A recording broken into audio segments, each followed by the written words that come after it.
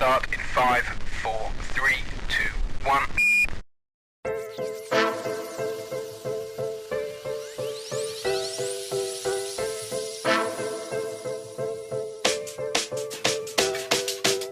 This is Out of Bounds, two guys talking sports and astrology. You're listening to Wayne Moody and Mark Lerner.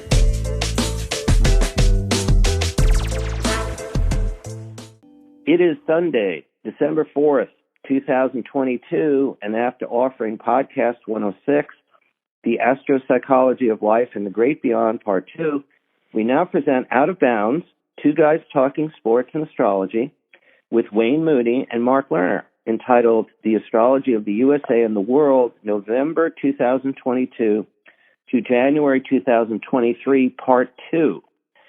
So this new podcast, including numerous key stories with astrological significance in this sixth episode of Out of Bounds, is focused on the big picture of the first ever Pluto Return in Capricorn for the USA using our national birth chart from the Declaration of Independence on July 4th, 1776, and happening 3 times this year, 2022, plus the transit of Neptune and Pisces making its first opposition in 164 years to the USA Neptune and Virgo during 2021-2022. Plus, Mars, now retrograde in Gemini from October 30th, 2022 to January 2023, with the red planet especially making a several-week transit over the always profound and often surprise-bringing radical change agent USA Uranus placement during most of January 2023. Charts, particularly for our last podcast, include the USA horoscope and an Astro-Locality World Map based on the USA horoscope. So overall, and this is 2 parts, we're going to do an hour plus and another hour plus. This is podcast number 107, offered to the public since May 2019. How are you doing, Wayne? Oh, I'm doing great, Mark. Okay, and we are on Sunday of a Neptune not moving stationary weekend, and we'll probably talk a little bit more about that. So I know you have a first, there's a story that sort of broke over this weekend. We're going to start with that and see where we go. So why don't you bring that up? Well, Mark, when did you calculate that Neptune was moving direct? Okay, it was about yesterday, Saturday. It was like 4-something in the afternoon. Again, these are all coming from the good old Jet Propulsion Laboratory. It's all in these different ephemerides. Yeah, but it was about 4 o'clock something yesterday afternoon. And one other little comment before you say what you're going to say. If all of you out there work like Wayne and I, and we realize a lot of you don't, we have these ephemerides that are kind of our Bibles. A couple of them are like 100-year ephemerides, and over the course of time, some of them were smaller. So all this information of the exact timing of, let's say, a planet stopping to go retrograde or planet stopping to go forward, all have specific exact times based on mathematics and all these things. However, the reality is these energies often build up for a couple of days, then hit the peak of the exact station, in this case Neptune, stopping its retrograde motion to go direct.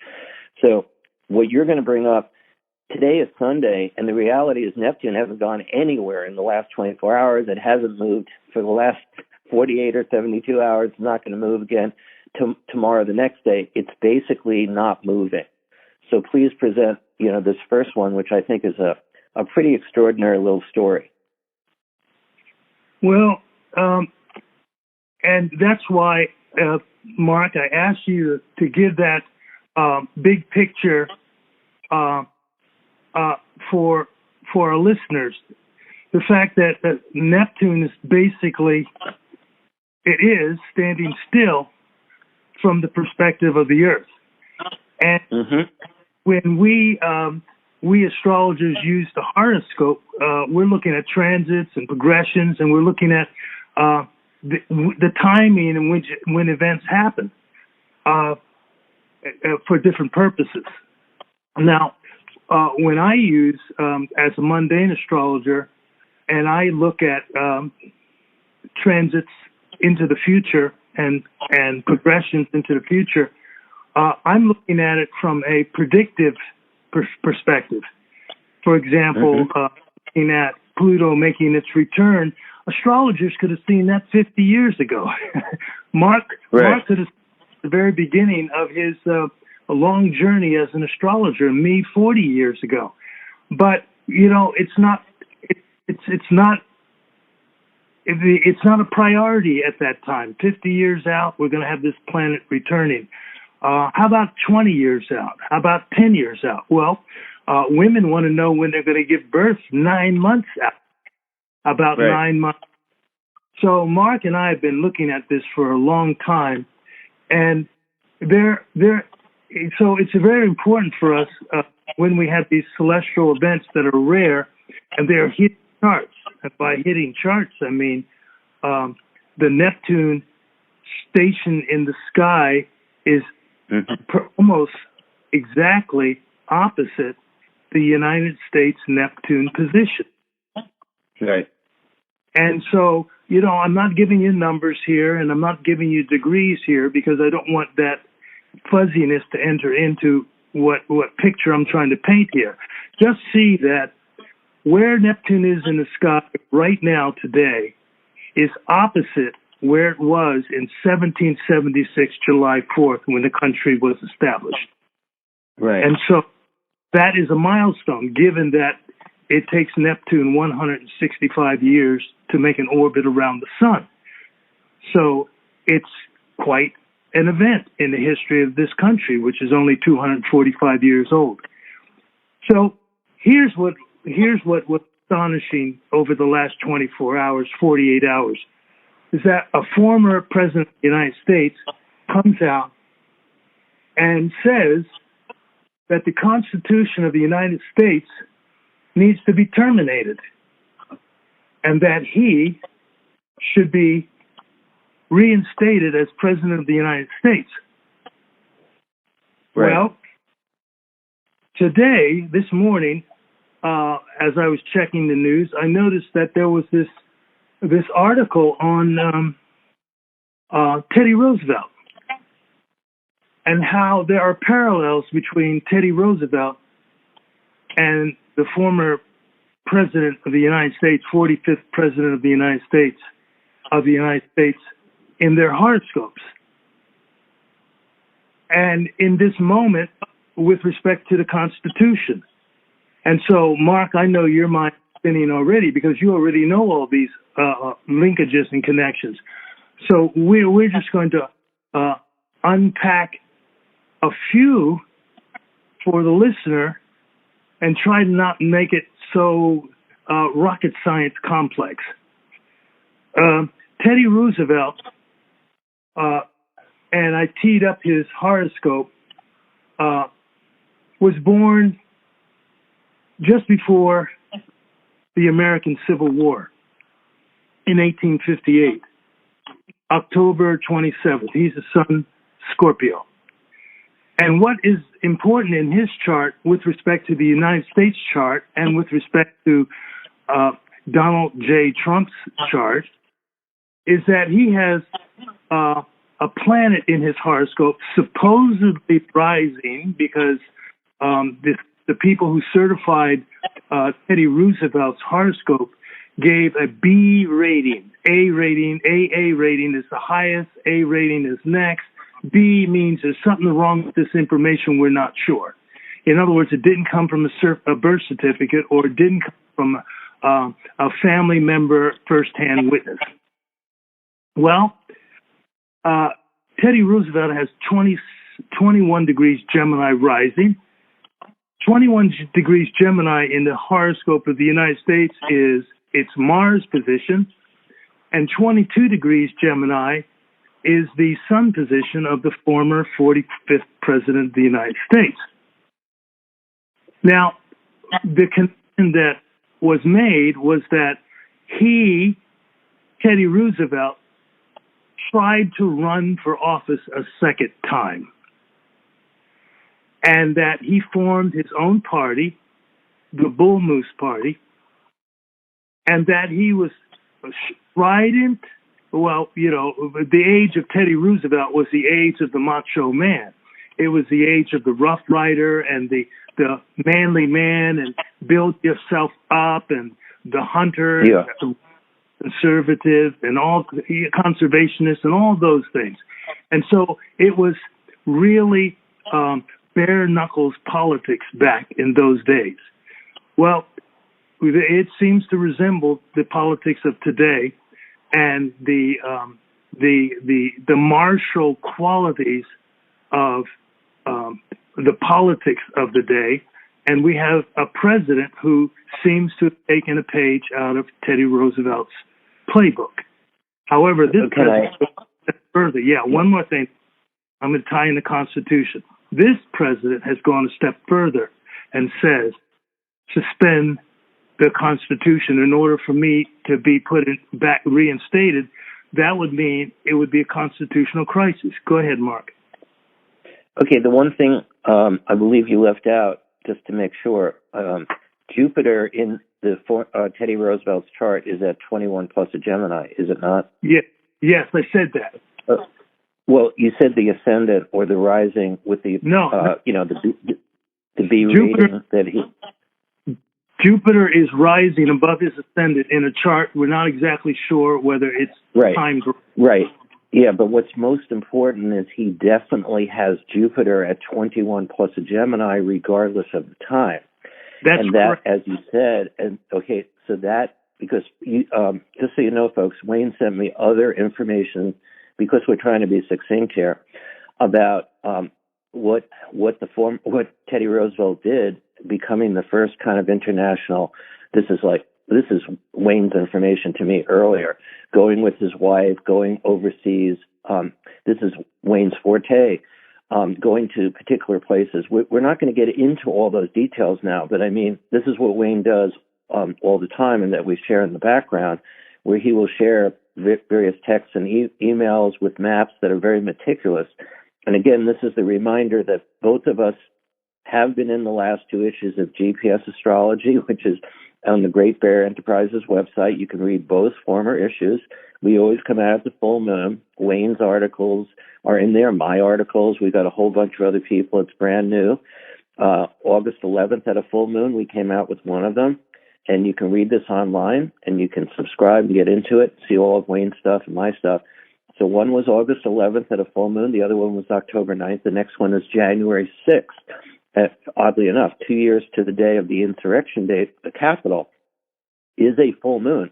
And maybe we'll make comments on that in part two. January 6th, 2023 is a full moon, which is going to feed into some of the stuff we're going to talk about where Mars is going to be for those first couple of weeks of January. And we already did this in like the last two of our podcasts. But what I guess I wanted to say, I have a couple of just quick comments, because I did actually wind up reading the article that you sent, about the situation, and I found it absolutely fascinating. This would lead into a future out of bounds, because I have studied Teddy Roosevelt as has Wayne from all kinds of perspectives. And what I wanted to bring up, because I was reading the author saying how similar this could be, because we have a wayward former president in Donald Trump who said these things about the Constitution. So one, I want to say something humorously about the situation. If we could bring together, I just saw Joe Biden on TV. They have the Kennedy Center honors today, and they got all these wonderful people, Gladys Knight from Gladys Knight and the Pips, Amy Grant, George Clooney, U2, all these people being honored. I think Tom Hanks was there. And I see all this stuff happening, on TV. And I thought of what you were presenting with this and the Constitution, that our former president keeps going into these extreme ideas. And what struck me was, if our current president, Joe Biden, were to take up this as an offer, so to speak, just in the moment, if Joe Biden were to suspend the Constitution, he could throw the former president in jail or just do some kind of a thing. If there's no Constitution, the former president sort of put out there. Now, my point in all this is, why does the former president say all of these odd, strange, or whatever things? Because his whole approach has always been, and this has been recognized by so many different people, he did The Apprentice and The Celebrity Apprentice for 14 years. Every particular day of his presidency for 4 years, he had decided within his family and his staff was going to be like an episode of either The Apprentice or The Celebrity Apprentice. And that's how most people who voted for him knew him.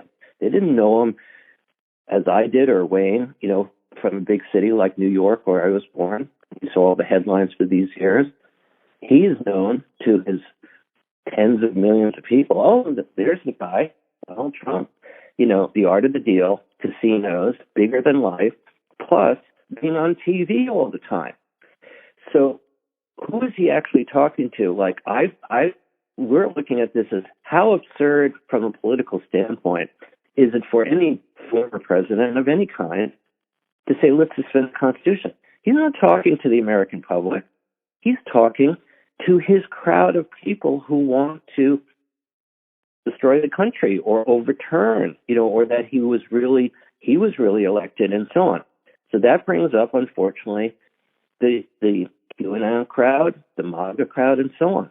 The more outrageous things that we hear, we're not going to seriously, we can't seriously think of the former president and actually have a long-term discussion, because he wants us to do those very things as a kind of, if it was Ed, then we see somebody twirling plates, right? And how can they do that and they don't break?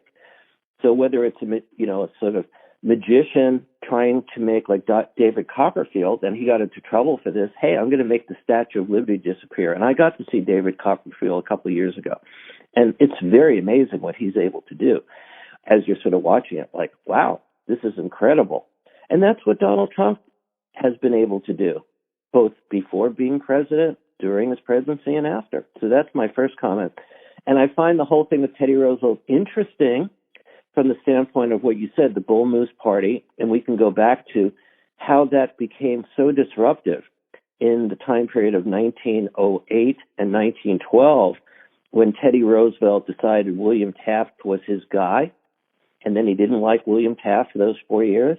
And like you said, he created the Bull Moose Party in 1912, handed the presidency to Woodrow Wilson, who Teddy Roosevelt pretty much despised. And we had Wilson as president for 8 years. And then eventually Teddy Roosevelt died sort of alone on Long Island. I guess it's Oyster Bay. He was about 60 years old. And I saw what you were saying there. There are similarities of a Teddy Roosevelt loving the limelight, being larger than life, having this kind of enormous individuality, 100 plus years ago. What's that? How about that name-calling tendency that Teddy Roosevelt had, calling Taft Fat Man and Chubby Cheek? Yeah. But again, here's the difference. There was no television. Radio was just being invented in 1903. This is a guy, again, we've talked about this privately, and we had a discussion literally in the last 24 hours about fate and destiny. And the thing I love, look, Donald Trump was destined to be president of the United States, to test all of us. I've said this before. I am not somebody who favors who he is or who he was. But I have never seen any president that I've ever looked at. I don't know Martin Van Buren's chart backwards and forwards, okay? I've studied a lot of, Garfield. I've studied McKinley. I've studied Teddy Roosevelt, Washington, Lincoln, FDR, Carter, Nixon, JFK, all of these different presidents and all the modern presidents. But there's never been a chart that I've looked at that is more closely aligned with the United States chart than Donald Trump. And so that begs the question, what is the lesson? And this is the thing I have looked at, as you know, in Welcome to Planet Earth for 20 years, the magazine we were part of that I was able to publish on what we call Mundane Earth Astrology in the 80s and 90s. How are these people chosen? Aside from just a Republican Party, a Democrat Party, a Progressive Party, an Independent Party, a Whig Party, whatever the parties have been, why do these figures, with their astrological charts and their energies, why do they come to power, right? And we both love a particular person, a great astrologer, Grant Louis, Astrology for the Millions, heaven knows what, lived a short life, very connected to where you got an education. And, we honor that particular person, Grant Louis. He was brilliant, particularly, in terms of political astrology. And the whole thing, remember how he would have one of those chapters, Men of Destiny. Now, he could have called it Men and Women of Destiny, right? But he had this thing, and it was all about Franklin Roosevelt, 12 years rise to power, exactly during Adolf Hitler's rise to power. They both went through the same cycle, 1933 to 1945. Talk about parallels of reality. So the question is, we have a U.S. chart that Brother Wayne here has focused on with his book, and I will mention it again, which is being, why don't you say the name of your book? Because I don't have it in front of me. It's in the other room. Please say that to everybody right now. The book is War Impulse Pattern. And then it's a primer to Not on the Map. And Not on the Map, of course, is a quote that the German astronomer made when the planet Neptune was discovered. So the connection of the quote connects to the United States horoscope and connects to the way I'm seeing through astrological eyes the United States military for 240 years. Okay, and this is perfect because you wrote to me also the Neptune that is stationary this weekend, and where the guy who wrote this article, who knows nothing about the astrology, right? At least we're probably pretty sure that Neptune is exactly returned in the chart of Theodore Roosevelt as the guy brings up the parallel, right? He's born in 1857. Teddy Roosevelt is born when Neptune, which has a 165-year cycle, is now back to where it was when Teddy Roosevelt was born. That's correct. And Teddy Roosevelt, his Neptune at 22 of Pisces is within minutes of where Neptune in the sky is right now, within minutes. Well, and if he does have the Gemini rising, and even if he doesn't, think about this. He has Jupiter at 21 plus a Gemini, which is the U.S. Mars. The guy is born, Teddy Roosevelt, with Neptune opposite the U.S. Neptune from 1776. So when he comes to power, and this is my little pet thing about, and I have to mention this, I don't know if I mentioned it before in the previous one. Let's just be clear about something, because I talk to Wayne all the time about John F. Kennedy, and we know in John F. Kennedy, there's so much tragedy and so much hope with his short administration of 1,000 days. When he came to power, John F. Kennedy was 43. Well, it's like, that's a really young age. Barack Obama became president at 47. We get these presidents like Ronald Reagan was 69. Now we've got 80-year-old Joe Biden. And if Donald Trump, Constitution or no Constitution, is going to think of, he's already declared, and if somehow gets that nomination, escapes the Justice Department and is able to run, he's born in 1946, he would be 78, and a Joe Biden would be 82. That's unheard of. Anyway, back to Teddy Roosevelt. Just briefly, McKinley is president. He wins the 1896 election. I don't remember his vice president, but in 1897, he has a vice president. It's not Theodore Roosevelt. We get that Spanish-American War.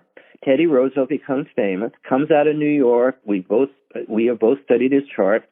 He was, chief of the New York Police Department. His wife and his mother die within one day of each other. He has an amazing kind of life. He goes and fights, the San Juan Hill, the Rough Riders, the Spanish-American War. And what happens in the Republican Party under McKinley is Teddy Roosevelt is too popular. They don't like him. I've watched hours and hours of this thing. The party doesn't like him, but it's like, we need something. Well, he's put on the ticket. And when they start in 1901, really the beginning of the 20th century, and that point, March 4th, 1901, McKinley and Theodore Roosevelt. And then in September, Roosevelt gets shot in Buffalo. And it takes like 9 days, whatever it is. Maybe it's a little less than 9 days. And as I told Brother Wayne, it is absolutely a point of fate and destiny that Theodore Roosevelt winds up becoming president, taking the oath so many days after the shooting, while McKinley is lingering, right? and they hope that he'll recover. He doesn't. And on the day that Saturn, the planet of time and traditionally of fate and destiny, stops in the sky, and this leads right back to now. But at any rate, then Theodore Roosevelt becomes president, the youngest president ever, still now, 42 years and 11 months, even younger than JFK, and then goes for that 7-year cycle and gets all these different awards, and then goes into this other stuff like Wayne just brought up. Bull Moose Party, doesn't like Taft, winds up making the Republicans lose, and then the Democrat Woodrow Wilson comes in, which brings back the story from now. And that's why Saturn comes in there, as it always does in astrology in all of our charts. We all have a Saturn. And Saturn can be our vulnerability, and it can also represent right timing or destiny, sort of calling upon the young Theodore Roosevelt. Guess what? You know, you're not just doing this rough riding stuff and being this popular person, but now you're going to be president of the United States. So, you know, and the same thing, like, why do we have Donald Trump? Why is he saying things like, well, let's just throw the Constitution out? Of course, nobody's going to do that. I mean, let me put one other point here, and then I'd like your response to this, because this is leading into so many different things. If you ever want, one of the other points we want to talk about is the Supreme Court, okay, and that's going to come up as point 2. And Trump has been losing a lot of these battles with the Supreme Court, but he's the one who put 3 people on there who are basically all conservatives, right? And now we're going to have a case coming up, apparently Wednesday, which is the full moon, Sagittarius and Gemini, and the sun opposite this Mars retrograde. So we're going to talk about some of that this hour and the part 2. But the thing is that this is where, like, why does somebody say, can you imagine Joe Biden, currently the president, if he just, I mean, it's impossible to say, what if he was at a press conference and said, you know what, and said this, right, what Trump just said, I think we should just suspend the Constitution. Well, then you'd have Kamala Harris saying, we need to have a gathering of everybody in the cabinet because our president has gone loopy, right? That would be the actual reality of any actual president. What if Reagan had said it? What if Nixon had said it? What if any president who is in office said, you know what, let's just get rid of the Constitution? Mark? Well, I mean, so go ahead. Mark, and why this moment with Neptune standing still in the sky at 22 degrees of Pisces is so significant is that when the Constitution, the generally acknowledged date of the Constitution is September 17, 1787. Now, Mark and I, we talk about when it was actually ratified by the last state, but that's the date that's in the history books. And when you look at where the sun was at that point in time, it was at 24 degrees of Virgo. So what this moment is basically for us astrologers is there is a Sun-Neptune opposition in the U.S. Constitution horoscope. And Mark and I have been talking for weeks now about how significant those oppositions with the sun by Al are. And, you know, was not an afterthought. I just thought at the end I'd say, oh, by the way, we just talked about Roosevelt, we just talked about Donald J. and we just talked about the States horoscope. Well, let's throw in the fact that the Constitution is getting Neptune exactly opposed to its sun. And it's like, where do you start? Go ahead, Mark. Yeah, well, this brings up the pet subject that Brother Wayne and I think we've shared this before. We probably did, I'm not exaggerating, 40 or 50 private conversations that led to our deciding, hey, why don't we do something? Let's call it out of bounds, right? I mean, we had these things that we were doing the last couple of years, and suddenly it was like, hey, it's kind of like how Seinfeld began, you know, like when they bring up that thing where they decide to go to NBC on the show, on their own show, which is already on NBC, and they do this thing, why don't we create a show? Which is what Jason Alexander, you know, George on the show says to Jerry, well, what would the show be? And they're sitting at the Monk's, you know, thing. And then George says, it'll be a show about nothing. And Jerry says, nothing? Yeah, it's like this. We're just having this conversation. Well, why would NBC do that? And then George says, because all the TV shows are about something, we'll just do this. We'll just do nothing. Now, of course, what Wayne and I are doing is not nothing, although to the scientists of the world, we've had to deal with like, oh, you believe in astrology, and to the people in the religious conservative world, it's like, oh, you're a tool of the devil. I mean, I'm just being honest here. So we have had any professional astrologer, I mean, I think anyone listening who's an astrologer or anyone listening who's a beginner, and to me is like, you sit down this path of astrology, numerology, metaphysics, it's a lonely road. I mean, we've got our colleagues and we have our handful of people, but it's like, to be honest, Wayne and I are older. We've been involved with this, me 50 years, Wayne 40 plus years, whatever the time period is. We've dedicated our whole lives to this. And in many ways, it's put us into kind of an extreme small group of people, because who can we converse with? And again, this is about the 6th episode, although we record so many. And just before we started recording today, we were talking about, well, how do we refine what we're doing? We want to present as many charts, that you can look up online. And let me just at least say this on Astroscope at Great Bear Enterprises, where we have now 106 podcasts.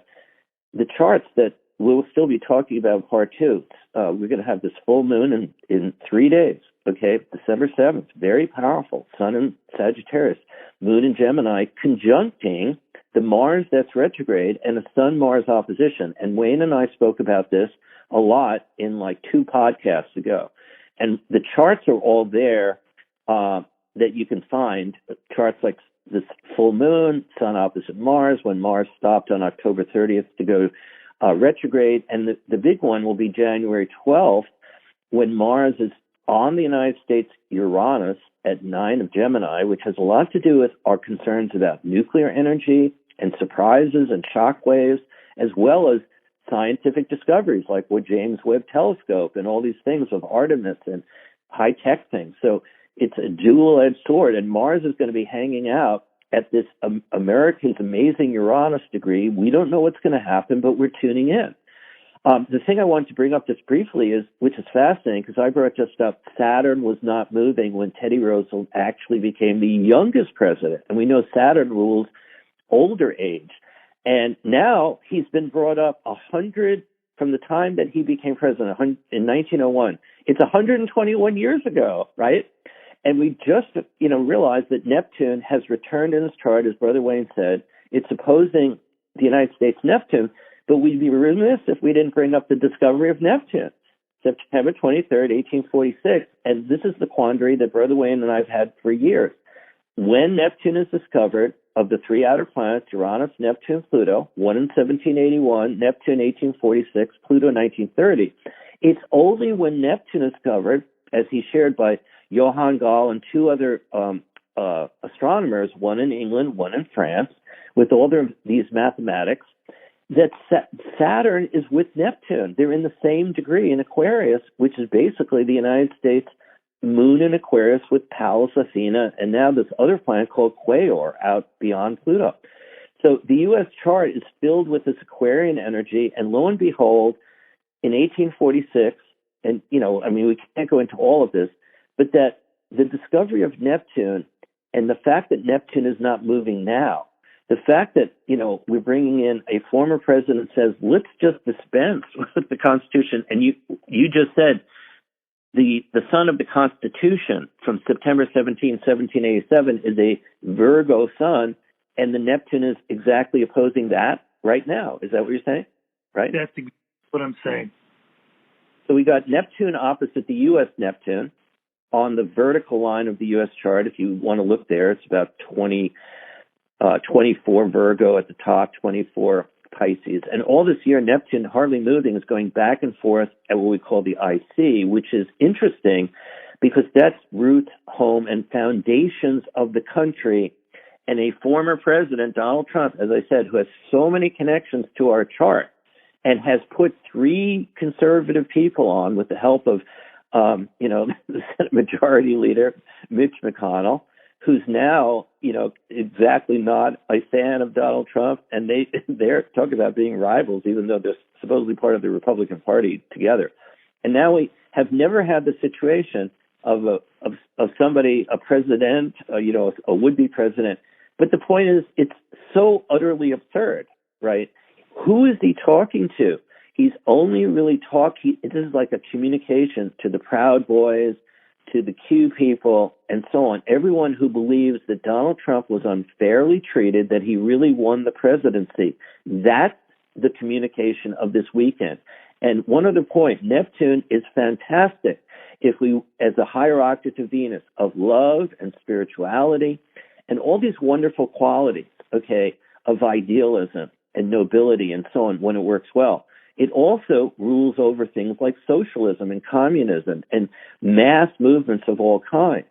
And there can be mass movements that are very destructive, where things disintegrate.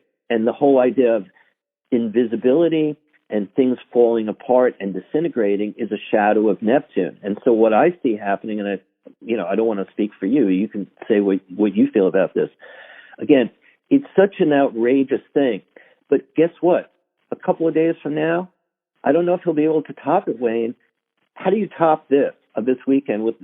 Let's get rid of the Constitution. But I'll bet you anything he'll figure out another thing that makes even this comment sound, and this is where you go with this kind of craziness, even more weird. There's got to be one of the trick in the book where even more weird, like, right? Even like, more, let's get rid of not just the Constitution, but let's get rid of the Congress and the Supreme Court, and only have Donald Trump, as president. Maybe that could be more weird. And on that point, Mark, stay tuned. Stay tuned. Well, yeah, because this leads to the Supreme Court. So let me just tee this one up. Okay, I don't remember the exact name, Moore versus Harper, whatever it is.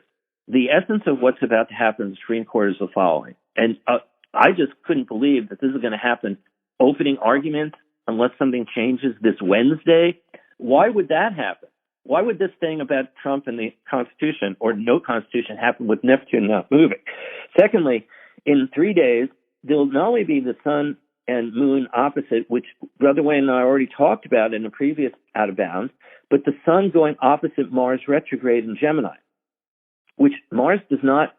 Mars is kind of like Venus in the sense of this is not Mercury retrograde 3 times a year for 3 weeks at a time.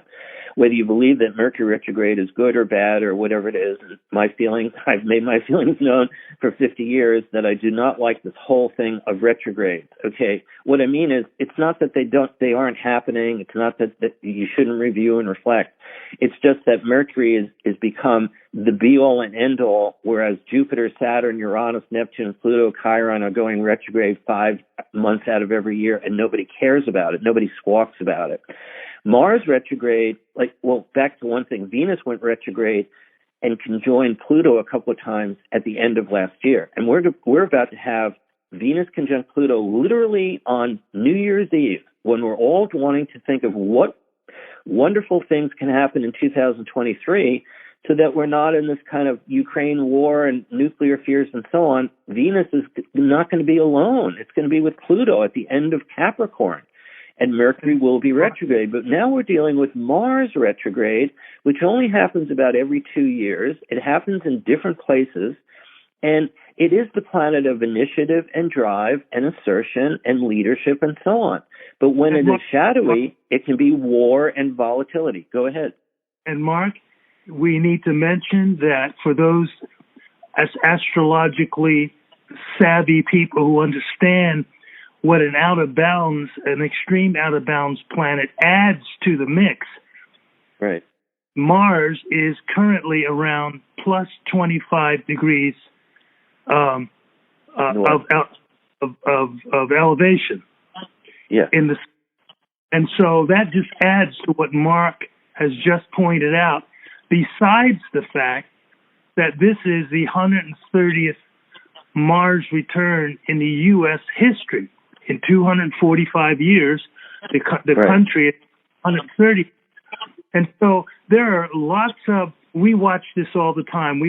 If you see one indication, look for 10 more that are connected to that. And here we go. And Mark, I just want this to the emphasis that you put on what's going to happen tomorrow. Michael Lutich, a former federal judge who is highly respected by both parties. Right. He said the following. This is his quote. And this is his quote. He's not known for hyperbole. He said, this is the single most important case on American democracy or American democracy in the nation's history. Well, let me throw in there. Yeah, and I've seen him on TV. This is important so that we articulate it, and I want to go back to you because it's back to the Constitution. So, a lot of this theme with Neptune opposing the sun of the Constitution from September 17, 1787, and Neptune opposing our own Neptune from 1776. So here's what's going to be presented at the court.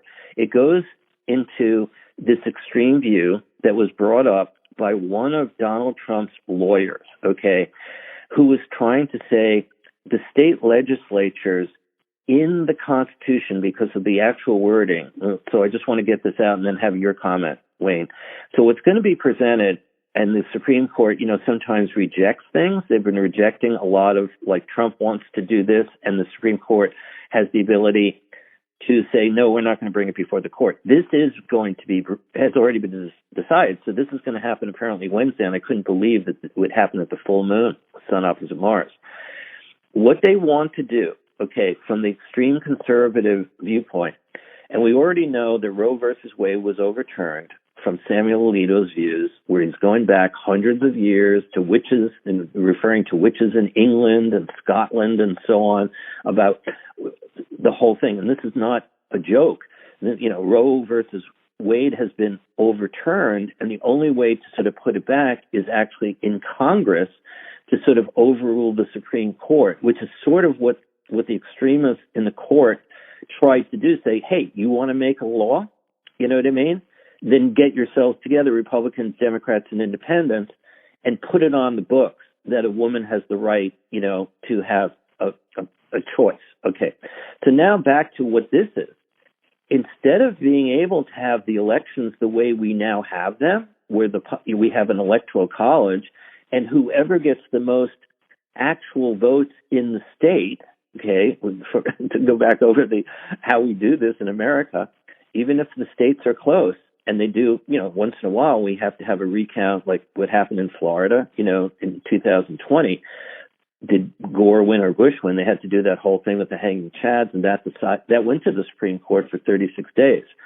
Now they want to go back to the language of the Constitution that originally said that state legislatures, because this is the way it was written in 1789, they're the group of people who sort of do all this stuff. Because in 1789, we didn't have a society where everybody was just voting. And first of all, let's remember who were voting. It wasn't women. It weren't minorities, except for the 3/5 rule with all of this stuff, which was, another crazy thing that happened with the Constitution of slaves, not women slaves, black slaves. They argued this for days, if not weeks. Should it be 2/3? Should be, talk about, these are people who, get into a whole other topic. The James Madisons of the world, all these different people became president in the beginning were slave owners, and they're trying to figure out, well, who gets to vote? They weren't thinking women. Women didn't get to vote till 1920. Whatever's going on in the Supreme Court that happened with Roe versus Wade, like you just said, Michael Lustig, and so on. And I've heard this, and there's so many people, and I hope and pray that we will not have Kavanaugh, and I'm going to forget the other guy, and the three people join. Kavanaugh. Yeah, Gorsuch, Kavanaugh, and Amy, whatever her name is, join Clarence Thomas and Alito. Barrett. Yeah, Barrett. If they get 5 votes, and we get the 3 liberals, which are in there, and I know for sure, there's no way on earth the Supreme Court justice, who is now wishing he could hide in a hole, he doesn't want to be known, as the leader of this whole thing. And I have another point we could have a comment about. I think he should just resign on principle, and Biden could choose a new Supreme Court justice. I think that would be the greatest gift that he could give Roberts right now and say, look, I'm washing my hands of this whole thing. This is all getting ridiculous, and make a statement and sort of chastise every extremist out there, including the people on his own court. Now, I'm just saying this freely, spontaneously, but I've been thinking about it for a long time. And I've studied John Roberts' charts. He has a very strong Chiron that's connected to, he's an Aquarius. He could just turn everything around. And instead of hearing Donald Trump or Joe Biden or anybody else, any extreme right-wingers or left-wingers or whoever it be, if the person in charge of the Supreme Court was put on by George Bush #2, would stand up and say, look, I don't need this anymore.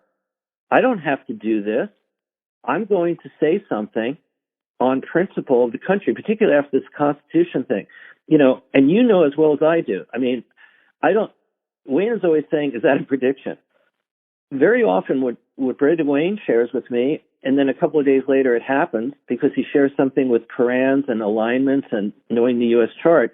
And then there's something, this has been happening to me privately. I'll say something to him. And then the next day, wow, that's almost the same thing that I was thinking about. Not that either one of us knows what's going to happen, but that we have our finger on the pulse of these alignments. And more often than not, something seems to, just often come up.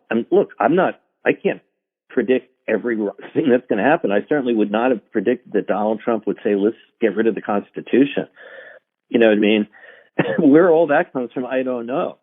But at any rate, back to one other point so we don't forget. So the state legislatures, if they were to rule 5-4, 6-3, or whatever it is, what would happen would be, and again, I don't even know how the country would function if the Supreme Court would do that. But my last point would be the next election. It wouldn't matter whether Michigan was like 200,000 more votes for Biden over Trump, assuming it's those two people. If the state legislatures were ruled by Republicans, they can say, sorry, we don't believe in that. We're ruling for Trump. And then you could have Nevada and Georgia and so on. And this was brought up by Trump's supporters. And that's what is actually going to get decided probably in the spring after these initial arguments. All right. Back to you. Let's step out into the garden, Mark. Right. Okay. Yeah. We're going to be shifting into part 2 in a couple minutes, but why don't you have a closing? Okay, this is real quick. Yeah. I saw something that was talking about Jules Verne. Jules Verne, the author, who wrote all of those fantastic 20 Leagues Below the Sea, Journey to the Moon, Journey to the Center of the Earth. Journey to the Center of the Earth. And, Jules Verne, he was from another age, 1828. He was born in February. Right. But what he did in his book, where he is talking about the Earth to the Moon, he does some amazing things that would seem prescient. One, he names the ship the Columbia.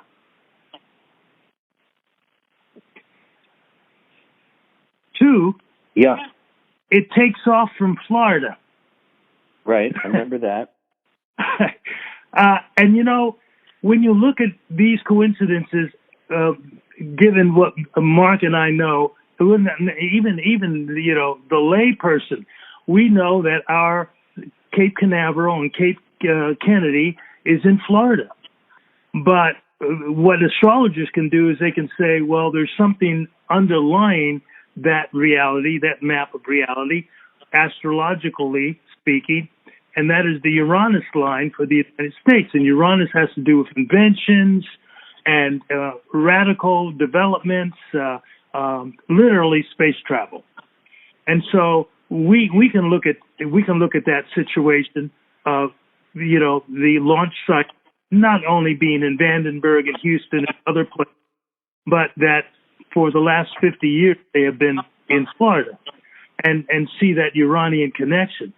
But I just thought it was fascinating, given that the Artemis mission is now turning around the moon and headed back. And so with Neptune, the spaciest of space planets out there, stationary in the sky. Neptune has everything to do with the expanse of the universe. We have this speck coming home from space. Okay, well, you just led me into here's how we're going to close. You probably intuited this. Back in 1990, and by the way, I was missing a couple of my own Welcome to Planet Earth. Wayne was very kind to send me. Aries 1990 cover, the 1990s Renaissance or Apocalypse, where I have Christianity and Islam. And on page 3, the 1990s, this is under the prophecies of Nostradamus, Renaissance or Apocalypse. And I put in Michel Nostradamus' chart, and you just teed this up perfectly, because Nostradamus, who was a doctor, who was he did so many different things for his 50-plus years, but he's the one more as an astrologer. If we want to say of all the people, to me, I'm not saying I know every great astrologer of the last 500 years, but with his quatrains, he said things that are definitely, they're not false. Pasteur, he mentions the name in the 1700s, 200 years after he died. He mentions the man who, Montgolfier, creates the hot air balloon in his quatrains in French in the 1500s. He mentions Franco, who becomes the dictator of Spain.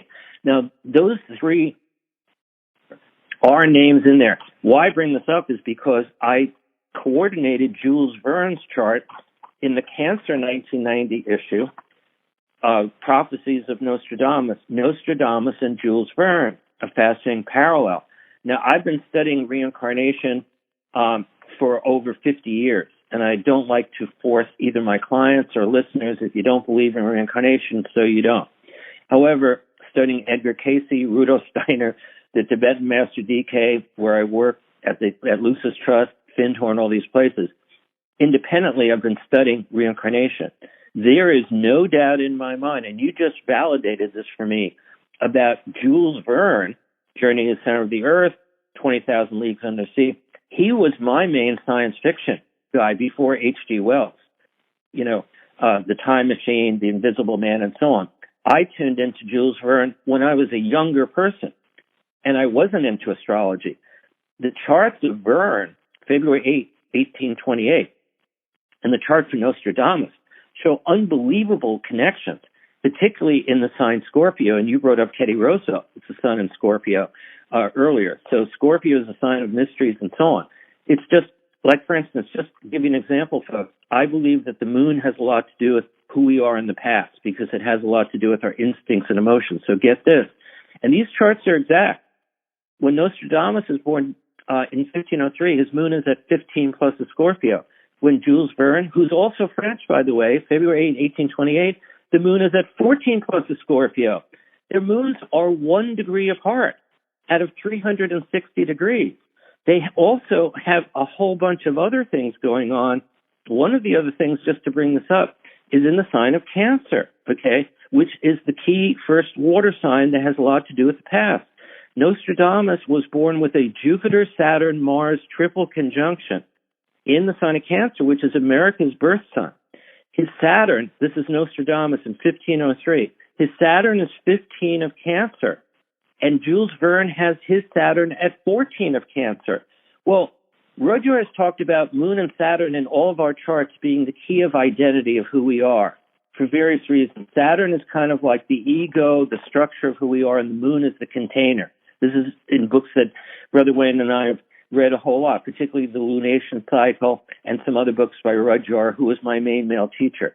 And now you've just let it, we weren't planning this. There was no plan to talk about Nostradamus and Jules Verne. You teed it up. I just grabbed these two magazines that you sent to me because they were missing. Because I still want to do this, and I want to share. I even forgot. One other point. I forgot. I'm 72. I forgot, about 2 years ago, and I thought, I want to coordinate Nostradamus, Jules Verne. Brother Wayne, and to everyone listening, I forgot that I already did this in these articles from 1990. I can't remember everything I've ever written, but you just brought it up. And this just shows that there are historical figures. Maybe, the standard joke, well, oh, maybe you were Cleopatra in another life, or Julius Caesar, where like you were a famous person.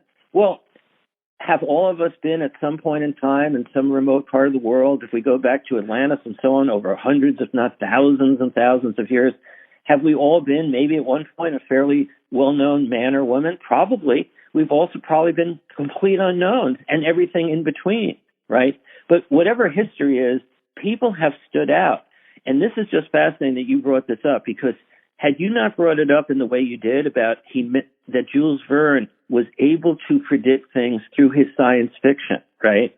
That would have been a progression of the Nostradamus, who was not a science fiction writer. He had a different role to play in the 1500s. And if he did come back as a soul, as Jules Verne, that would show how he evolved, but yet was still able to see into the future. Back to you. You want to close down the first 1 hour? Go right ahead. No, I think we're going to close. Just okay. Okay. Well, in part two, we're going to bring up some sports stuff and some movie stuff that I have in a little list here. So, folks, we're going to come back in a little bit. I will not reread the introduction, but I will mention when we come back for part two that this is the second part of podcast 107, Out of Bounds, Two Guys Talking Sports and Astrology. So thank you for listening, and we'll be back with part two in just a few minutes for our time, and hope you enjoyed part one. Okay, bye for now. You have a closing thing that you like to share, though. Do you have that in front of you or not? Oh, yeah. Well, I can share it now. I can share it a lot. Folks, find your place, seize the time, and live your life as art. Okay, well, you heard it. So we're ending part one. We'll be back with part two. Thank you for listening, everybody. Many blessings. Bye for now.